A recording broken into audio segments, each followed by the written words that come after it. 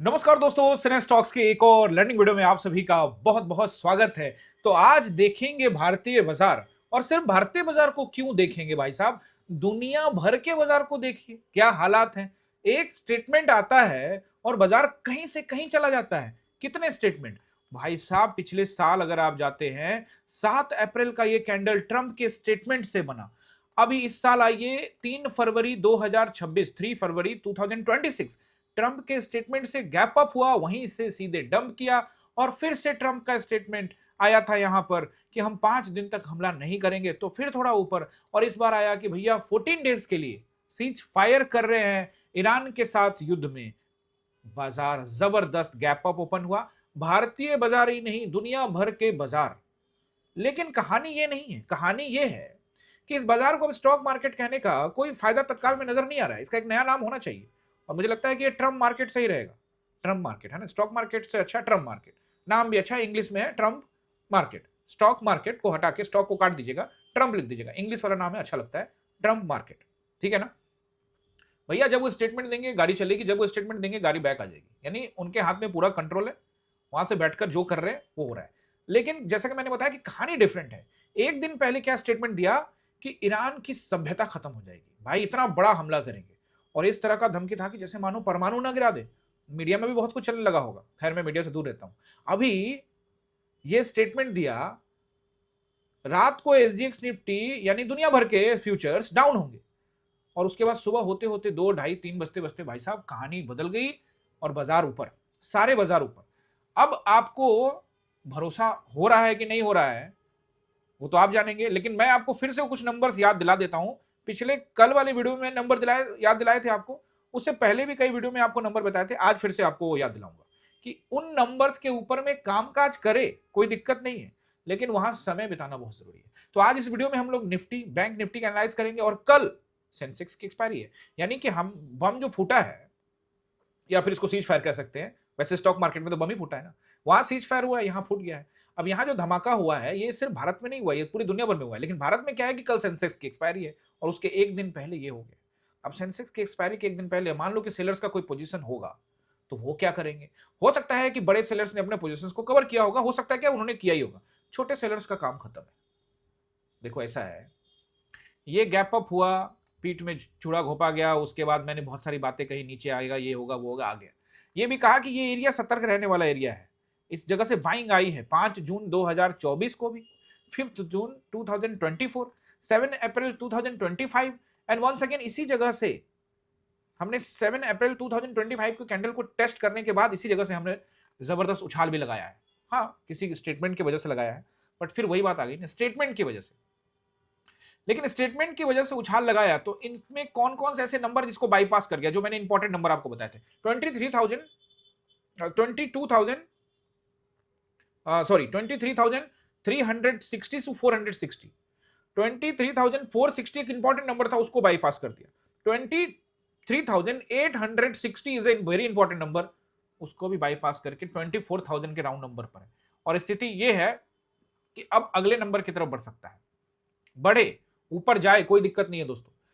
Consolidation phase जो है, यानी कि बाजार को कंसोलिडेशन फेज से गुजरना पड़ेगा, वो मैंने आपको लगातार कहा। तो जोन वाला फेज, यानी कि जिसमें जहां बाजार रुकता है, जहां भी बाजार कंसोलिडेट करता है, उस जगह पर आपको ध्यान रखना है। यहां से ये बाइंग आई है, कोई दिक्कत नहीं है। न्यूज पर आई है, ये दिक्कत है। अब आपको इसके पास टाइम बिताना है, यहां थोड़ा ऊपर बिताओ, कहीं टाइम बिताओ, फिर ब्रेकआउट दो, तभी भरोसा करेंगे। यही चार्ट पैटर्न है दोस्तों, अदरवाइज भरोसा करने की जरूरत नहीं है। और अगर आपको लगता है कि नहीं आपको भरोसा है, तो आप कर सकते हैं। आपको याद होगा जब ये इस तरह से चल रहा था, मैंने कहा ना ये फेज बना रहा है, लेकिन ऊपर सस्टेन करेगा तब तो। ये देखिए दोस्तों, यहां सब जगह इसका जोन वाला फेज आया, और सारे सारे के सारे फेज को ये यहां से निकालते हुए नीचे आ गया। तो इसीलिए कहीं ना कहीं अब हम वापस फिर से 12 मई वाले जोन में, ये जो जोन था, इसमें ना चले जाएं वापस से। लेकिन उससे पहले दोस्तों सेलर्स हैं, वो मैं आपको आज इस वीडियो में बताने वाला हूं। यानी कि आज एनालाइज करेंगे निफ्टी, बैंक निफ्टी, सेंसेक्स की एक्सपायरी है कल, तो उसके लेवल्स भी देने वाला हूं। तो चलिए सबसे पहले हम लोग बैंक निफ्टी को एनालाइज करते हैं, फिर ये सब बात करेंगे, ये होगा वो होगा। वैसे तो होगा वही जो ट्रंप कहे, फिर भी हमारा काम है एनालाइज करना, समझना। और फिर आपको एक सवाल का आंसर भी दूंगा, जहां मैंने आज आपको टेलीग्राम में एक ट्रेड बताया था कि यहां पर मैं एंट्री कर रहा हूं, बहुत वेट करने के बाद, मार्केट के 3 घंटे ओपन होने के बाद, तो मैंने कहा था आपको कि यूट्यूब पर बताऊंगा कि वो ट्रेड मैंने क्यों लिया, उसके पीछे का लॉजिक क्या है। ठीक है ना, तो वीडियो पूरा देखिएगा, आपको समझ में आ जाएगा। तो चलिए बैंक निफ्टी को एनालाइज करते हैं। उससे पहले आप सभी से रिक्वेस्ट, चैनल पर नए हैं तो भैया कर लेना सब्सक्राइब, बेल आइकन प्रेस कर देना, और पुराने हैं तो कमेंट करना। अब वो कमेंट 100 नहीं पहुंचा रहे हो ना, ये सही नहीं है। आप मुझसे चाहते हो कि मैं टेलीग्राम पे कमेंट करूं, लेकिन आप नहीं करते, तो आप जल्दी से कर दीजिए कमेंट। और निश्चित रूप से आपको कमेंट करना चाहिए भैया। व्यूअर्स जो है हमारे चैनल पे, परिवार हमारा 15,000 का है, 2,000 2,500 का व्यू रहता है। कमेंट 200 300 भी हो जाना चाहिए, बट तो अभी 100 भी नहीं हो रहा। तो कमेंट जरूर करना और अपने सवाल को पूछना जरूर। अभी भी कोई इंपॉर्टेंट सवाल होगा तो मैं देख लेता हूं कमेंट में। अभी सबसे पहले हम लोग ना ये देख लेते हैं बैंक निफ्टी को। बैंक निफ्टी को अगर मैं देखता हूं तो बैंक निफ्टी 2,500 3,000 पॉइंट, 2987 2987 पॉइंट ऊपर है। सेंसेक्स भी लगभग वही है 2946, और निफ्टी 1,000 हो जाता है अच्छा रहता, बट ठीक है 873 यानी कि लगभग 900 के आसपास में ये भी ऊपर है। चलिए कोई दिक्कत नहीं है, देखते हैं इस पे जोन 1 क्या है वो भी मैं बता देता हूं। पहले इसका नंबर नोट कर लो। देखो अभी एक और चीज, यहां मैं जो आपको नंबर दे रहा हूं, इस नंबर का कोई खास महत्व नहीं रहेगा। अगर बाजार फ्लैट जैसा रहा तो शायद हो सकता है, लेकिन हम बड़ा गैप अप गैप डाउन किया तो कई नंबर्स काम नहीं करेंगे। इसलिए बाजार सेंटिमेंट बेस पर आ गया, न्यूज बेस पे आ गया है। और दूसरी बात यहां पर है कि ये जो सीज फायर है ये 14 दिन का है, और अभी अभी एक और न्यूज आ गया कि सीज फायर होने के बाद भी बम फेंक दिया गया। हालांकि चलेगा, ये सब थोड़ा बहुत चलता रहता है, लेकिन स्टेटमेंट जो है वो यूएस की तरफ से आया है और कई जगहों से ये कंफर्मेशन भी हुआ है, तो इसके वजह से मार्केट ने रिएक्ट किया है। लेकिन दोस्तों 14 दिन का सीज फायर है, अगर 14 दिन में बात बन गई तो बन गई, बन जानी चाहिए, अच्छा है। बेगुनाहों की जान नहीं जानी चाहिए। स्टॉक मार्केट ऊपर नीचे चलता रहता है, तो ये अच्छी बात है दोस्तों कि किसी जगह पे युद्ध बंद हो जाए, वो बहुत अच्छी बात है। खैर, नंबर 1 रेसिस्टेंस कल के लिए सेंसेक्स की एक्सपायरी भी रहेगी, तो मुझे लगता है कि देखिए हम 700 के आसपास में, तो मुझे सीधा नंबर अब 56,000 ही दिखता है। किस केस में, अगर फ्लैट खुले या 100-200 पॉइंट ऊपर खुले, उस केस में 56,000, और 56,000 को ब्रेक करेंगे तो 56,300, और फिर मैं आपको और भी कई चीजें यहाँ बताने वाला हूँ। उसके बाद नेक्स्ट रहेगा 500, और फिर रहेगा उसके बाद 700। ठीक है ना, ये रहेंगे ऊपर के नंबर, और बहुत रैली हुई तो फिर टेलीग्राम में अपडेट करूंगा। और नीचे की देखते हैं, तो सबसे पहला नंबर मुझे दिखता है, जो पहला सपोर्ट रहेगा वो रहेगा आपका 55,500 का एरिया, 555, और फिर उसके बाद 55,300 के आसपास का एरिया, फिर राउंड नंबर रहेगा 55,000 का एरिया। इसको ब्रेक करता है तो फिर 54,700 के आसपास का एरिया, ये मुझे लगता है कि ये नंबर रहेंगे। और इसको भी ब्रेक करता है तो हम इसको 54,500 और 54,300 की तरफ भी जा सकते हैं, यानी कि 54,700, 500 और 300। अगर तेज गिरावट हुई तब कहना बड़ा मुश्किल है, सेंसेक्स की एक्सपायरी है, उसके बाद ही पता लगेगा। तो ये रहे आपके रेसिस्टेंस एंड सपोर्ट। ठीक है ना, अब आपको यहां पर एक चीज समझनी चाहिए। देखो बैंक निफ्टी में हम एक काम करते हैं ना, छोटा सा और एक एनालाइज करेंगे, वो ओआई डेटा भी देखेंगे। मैं आमतौर पर देखता नहीं हूं, लेकिन अभी एनालाइज करना से आपको काफी हद तक पता लगेगा। और एक चीज और देखिए, यहां क्या हुआ, एक जोन को समझिए ध्यान से। हमने क्या किया, न्यूज बेस पे किया है। न्यूज बेस पे इससे पहले भी हमने 3 तारीख को किया हुआ था, नीचे आ गया था। खैर कोई बात नहीं, हर बार ऐसा नहीं होगा। यहां पर एक जोन है, इस जोन को मैंने ये कहा था ना, इस जोन को ब्रेक करने में बड़ा दिक्कत होगा, लेकिन उन्होंने कहा कि अच्छा गैप अप कर देते, तो गैप अप करके निकाल दिया। तो गैप अप करके इसको भी निकाला, ये छोटा 3 दिन कैंडल का जोन था ये भी निकाला। अब यहां पर ये वाला एक जोन है, ये देख रहे हो, ये वाला इसके पास है, और फिर उसके बाद ये रहा जोन 57,000 का। तो मुझे लगता है कि ये सब तत्काल में रेसिस्टेंसी है दोस्तों, और एक जोन बना के ऊपर जाए, वेट करे, थोड़ा सा कुछ दिन बिताए के जाए तो ज्यादा अच्छा है। खैर बाजार को पता होगा।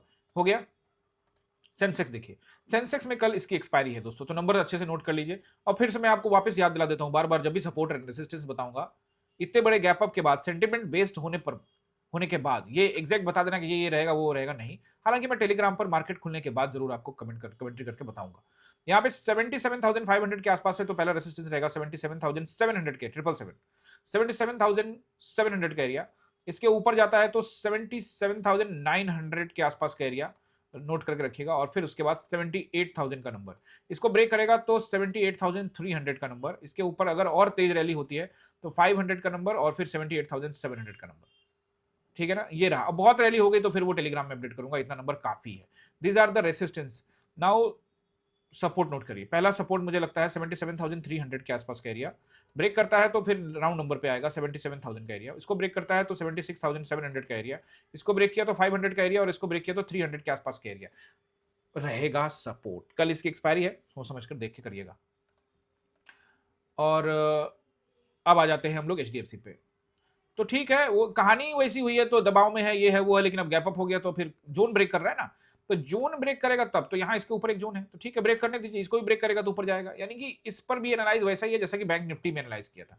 आईसीआईसीआई में भी आज 5% के ऊपर की बढ़ोतरी है, लेकिन यहाँ एक डोजी कैंडल बनाया है। मतलब देखो भाई ऐसा है, सेलर्स तो होंगे ना, ऑब्वियसली पोजीशंस कवर होगा, बट सेलर्स तो होंगे ही। महीने का टाइम है बैंक निफ्टी में, कहानी बदल सकती है, नहीं लिखी जा सकती है, कोई दिक्कत नहीं है, देखते हैं क्या होने वाला है। आसान नहीं होने दोस्तों, आसान नहीं होने वाला, इतना जल्दी ट्रस्ट करने की आवश्यकता नहीं है, क्योंकि जोन बनाना बहुत जरूरी है। रिलायंस ने भी आज कोशिश बहुत किया देखो आज, लेकिन उतनी तेज नहीं है, फिर भी 3% है, मानेंगे। अब देखो यहाँ से एक अच्छा ग्रीन कैंडल था, उसका दो न्यूज बेस्ड है ना, न्यूज बेस्ड पे है, तो ये बड़ा जो रेड कैंडल इसको निकालेगा फिर ऊपर जाएगा, तो बड़ा दिल्ली दूर है अभी तो 1360 पहले रेसिस्टेंस है। तो कहानी तो लगभग वैसा वैसा ही है। आज सभी जगहों पे पैसा लगा लगा के गैप अप किया गया है। अब 1-2 दिन में सब सेटल हो जाएगा, 3 दिन में पता लगेगा क्या होने वाला है। अभी मैं आपको निफ्टी का सपोर्ट एंड रेसिस्टेंस बताऊं उससे पहले 5 मिनट के टाइम फ्रेम में अपने पोजीशंस को क्लियर कर देता हूं और उसका आंसर भी कर देता हूं कि मैंने वहां पे ट्रेड क्यों लिया, क्योंकि मैंने कहा था आपको कि वो लॉजिक समझाने वाला हूं। देखो पहला बात कि मैं इंटरेस्टेड ही नहीं था ट्रेड के लिए, हालांकि मैंने क्लास के अंदर में ये बोला था कि किसी को कॉल लेना है तो ये लाइन वाइन लगा दिया था मैंने यहाँ पे ऐसे कि कॉल लेना है तो ये नीचे अगर आएगा तो यहाँ कॉल ले सकते हो, तो यहीं पे बोला था कॉल लेना है ले लो, मैं नहीं लेने वाला हूँ, मैं आराम से वेट करूंगा, देखता हूँ क्या होने वाला। हालांकि कॉल लेते तो 60-70 रुपए के आसपास मिल भी जाता, लेकिन वो धीरे धीरे धीरे धीरे करके गया, ठीक है हमने नहीं लिया। लेकिन पुट साइड में जो मैंने एक ट्रेड बनाया, ओनली वन ट्रेड, और ये ट्रेड यहाँ था इस वाले कैंडल पे, तो यहाँ पर जो मैंने ट्रेड बनाया वो क्यों बनाया वो मैं आपको बताने वाला हूँ। कुछ बड़ा लॉजिक नहीं है, आप बेचैनी में इंतजार कर रहे हैं, लेकिन 2 मिनट में खत्म कर दूंगा, डोंट वरी। अभी देखिए यहां से गया ऊपर, क्या नंबर है ये देखो ना, यहाँ क्या नंबर है, 24,000 का राउंड नंबर। राउंड नंबर से क्या हुआ, रिजेक्शन लिया, फिर एक बार वापस गया 24,000 को टेस्ट किया, फिर रिजेक्शन लिया। यहाँ क्या बन रहा है, प्राइस एक्शन। तो जब प्राइस एक्शन बनने लग जाता है ना, तो मैं थोड़ा सा अलर्ट मोड में आ जाता हूँ कि भैया मैं एंट्री करूंगा। तो मैंने क्या बोला ना, मैं एंट्री के लिए सोच रहा हूं, यही आपको लिखा था ना, क्या लिखा था, शायद कुछ ऐसा ही, ये रहा, ठीक है ना। ये देखो 11:57 में, हेलो दोस्तों, मैं अब मैं जाने का सोच रहा हूँ, बताता हूँ अगर गया तो। Waiting for a green candle high aggressive, गए तो ऐसे लिए रहेगा, गया मैं 12:04 में बोला, मैं आपको एंट्री लिया। और कई लोग कंफ्यूज जाते हैं कि सर ऊपर गए नीचे गए, तो लिख दिया नीचे गए। अरे स्टॉप लॉस जब ये लिख दिया था तो नीचे ही ना जाऊंगा भाई। ओके, तो यहाँ पर ठीक इसके हाई का मैं स्टॉप लॉस लगा के चला गया, और 10 पॉइंट ऊपर भी, मतलब 24,027 का 24,000 इसका स्टॉप लॉस था। लॉट मैंने कर दिया कम, यानी कि मैं आज अपनी पूरी कैपेसिटी के साथ में नहीं था, मात्र 10% के साथ में एंट्री ली, लेकिन फिर और बढ़ाया, कहाँ बढ़ाया वो भी मैं बताऊंगा। और ये मेरी एंट्री हो गई पहले वाली ग्रीन कैंडल पे। मैं I am waiting for a green candle ना, बस एक ग्रीन कैंडल बना, ये देखो यहाँ पर कहाँ गया वो, हाँ ये ग्रीन कैंडल बना, 12 बजे का कैंडल बना, तो मैं इसमें एंट्री कर गया। और फिर एक और कैंडल बना, तो यहां पर थोड़ा सा ये जोन टाइम बिताना स्टार्ट किया, तो मैंने सोचा कि स्टॉप लॉस यही है, तो थोड़ा सा और बढ़ाया। यानी कि मैंने पहले 10% का वो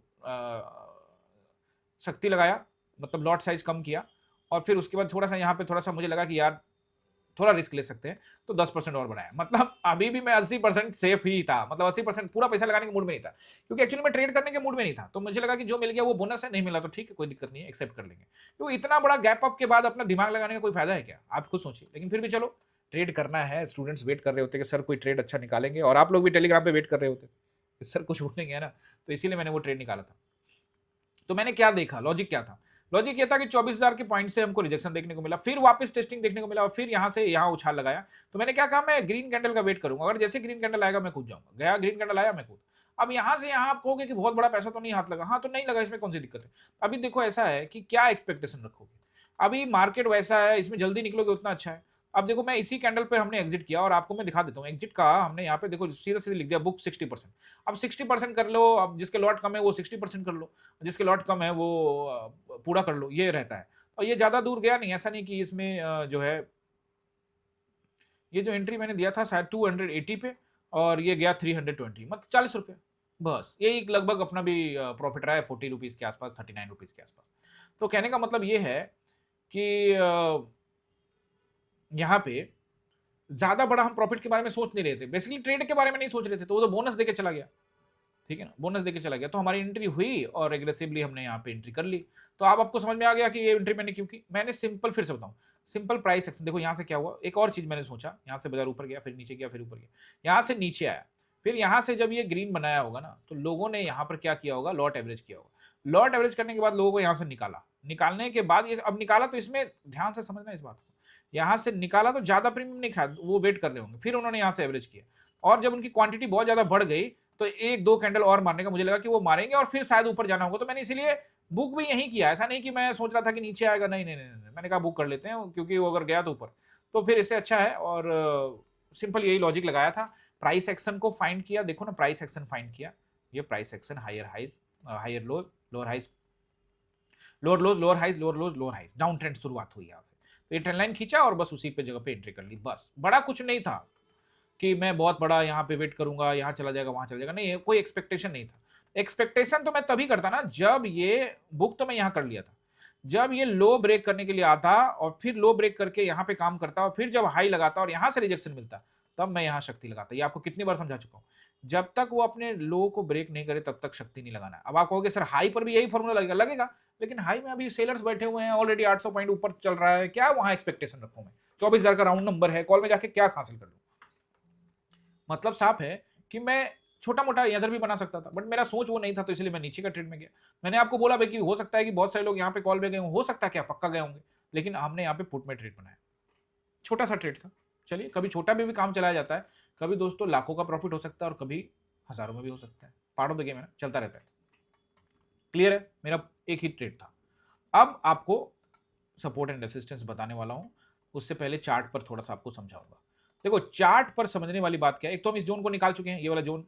अब आपको मैंने कुछ दिन पहले बताया था कि 23,360 के ऊपर में टाइम बिताएगा, एक्चुअली 460 के ऊपर में, इनके ऊपर में टाइम बिताएगा कुछ दिन, तब तो आप कहोगे कि इसके ऊपर तो टाइम नहीं बिताया, सीधे ऊपर चला गया, लेकिन है तो इसके ऊपर ही ना, 23,300 460 के ऊपर। तो आप 460 के ऊपर बिताओ या 660 पे बिताओ या 24,000 पे बिताओ, अपने को ऊपर में कुछ दिन बिताओ, बस सिंपल सी बात है। लेकिन यहाँ पर दो नंबर को निकाला, एक निकाला मेजर नंबर में बता रहा हूँ, एक तो 460 का मेजर नंबर था 23,460 एंड 23,860 इज बहुत अच्छा नंबर था, उसको भी क्लियर करके उसके ऊपर ट्रेड कर रहा है। मतलब अगर वापसी कल करता भी है तो ये एक रुकावट बनेगा। कौन है ये? 23,860 पे यहां पर आइए, ये देखिए, ये मैंने बॉक्स बना के रखा हुआ, ये आप देखिए, ये फरवरी 2024 का है और ये मार्च 2025 का है, 2025। जाइए ये कैंडल को देखिए, ठीक है ना, फरवरी में और मार्च में। ये यहाँ पर क्या था ना, यहाँ पे आया था तो यहाँ से गिरा था, फिर यहाँ आया था, फिर यहाँ से गिरा था, फिर ट्रम्प का स्टेटमेंट आया, फिर ऊपर गया, ये था। तो इस बॉक्स से यहाँ बना के घेर दिया। अब हमने क्या किया, इस बॉक्स को भी बाईपास कर लिया, बॉक्स को बाईपास कर लिया, लेकिन अब आगे जाके फिर ये वाला जो ये बॉक्स देख रहे हो ना, ये ऊपर वाला जो बॉक्स बना है, इस बॉक्स में फिर से इसको रेसिस्टेंस मिलने वाला है, पक्का मिलने वाला है। इस अब ये ऐसे निकालता चला जाए तो ठीक है, कोई बात नहीं, जाने दो, कोई दिक्कत नहीं, फिर न्यूज पर जाएगा, फिर वैसे ही वापस आएगा। समझ रहे हो ना? मैटर मैटर वही है, कुछ भी बदला नहीं है दोस्तों। अब ये जोन को देखोगे, ये 12 मई को इस जोन में गए थे, 12 मई 2025 में, फिर इस जोन में बहुत महीने तक इसी में रहे, फिर इससे से निकले, लेकिन वो छोटा मोटा निकल के कुछ वहां पे इंतजार किए, फिर वापस जोन में आए और फिर ब्रेक करके नीचे आ गए। यानी कि अगर हम यहां से निकलते हैं तो फिर यहाँ आके फिर फंस सकते हैं। अब बायर्स इंटरेस्टेड होंगे कि नहीं, ये देखने की बात है। अच्छा, ईरान और इसराइल के युद्ध की वजह से वो रुका हुआ था, इसलिए बायर्स खरीदारी स्टार्ट कर दिए। तो डॉलर और रुपए का इंडियन मार्केट में अभी कोई दिक्कत नहीं है, मतलब डॉलर जो है और रुपए में जो कारोबार जो है कि मिसमैच हो गया है, बड़ा अंतराल हो चुका है, भारी घाटा हो रहा है, रुपया लुढ़कता जा रहा है, उसका क्या? आरबीआई की पॉलिसी का आज न्यूज था, ऐसा न्यूज चला ही नहीं मतलब उस पर लोग ध्यान देते हैं, ये ट्रम्प का इतना बड़ा बम फूट गया, उस तरफ कोई देखा ही नहीं। उन्होंने कहा कि रेपो रेट में जो है कोई कटौती नहीं करेंगे। तो रेपो रेट में अगर कटौती करते, सोचो कटौती करते, तो ये पता लगता है कि महंगाई लोगों को राहत पहुंचानी है। रेपो रेट पे कटौती करेंगे तो लोन जो है वो कम हो जाएगा आपका ईएमआई। तो इसका मतलब मैसेज आएगा कि भैया तंगहाली है, तभी आप भारत के नागरिकों को थोड़ा सहायता दे रहे हो, है ना? तो कटौती करेंगे तो फंसेंगे। और अगर बढ़ा देते हैं तो एक तो ऑलरेडी महंगाई है, या डीजल पेट्रोल महंगे है, या दुनिया भर की चीजें हैं, समझ रहे हो ना? तो फिर उसके ऊपर में वो जनता के ऊपर बोझ पड़ेगा, तो भी मार्केट को रिएक्ट नहीं, उस मार्केट को अंदरूनी चीजें तो है ना, साफ साफ जो पता चल रहा है, वहां भी दिक्कत है। और टैरिफ खत्म थोड़ी हुआ है इंडिया का, और ये टैरिफ का न्यूज था ना, टैरिफ की वजह से बाजार नीचे आ रहा था, ठीक है ना, टैरिफ लगा था, लेकिन उसके बाद वो सब खत्म हो गया, ईरान इजराइल पे शिफ्ट हो गया।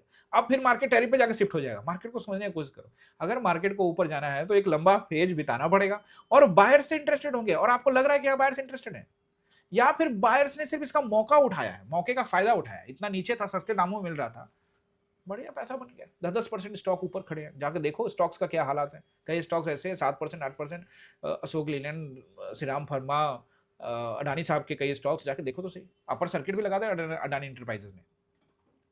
मैटर समझ में आ रही है आप सबको जो मैं समझाना चाह रहा हूँ, या नहीं समझ में आ रही? आई होप समझ में आ रहा होगा।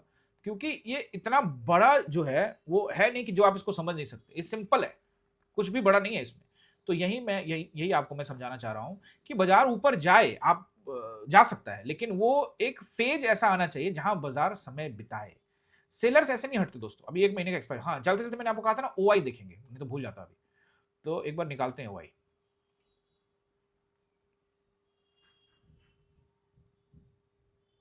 बैंक निफ्टी का देखते हैं। बैंक निफ्टी अभी कारोबार कहां कर रहा है? 55,700 पे, ठीक है ना। चलिए पहले बैंक निफ्टी का देखते हैं, क्योंकि इसकी एक्सपायरी दूर है ना।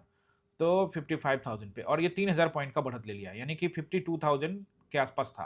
तो हम एक काम करते हैं, 52,000 की तरफ चलते हैं और देखते हैं कि वहां पर कोई कॉल राइटर है जो कह रहा है कि भाई मैं मानूंगा नहीं।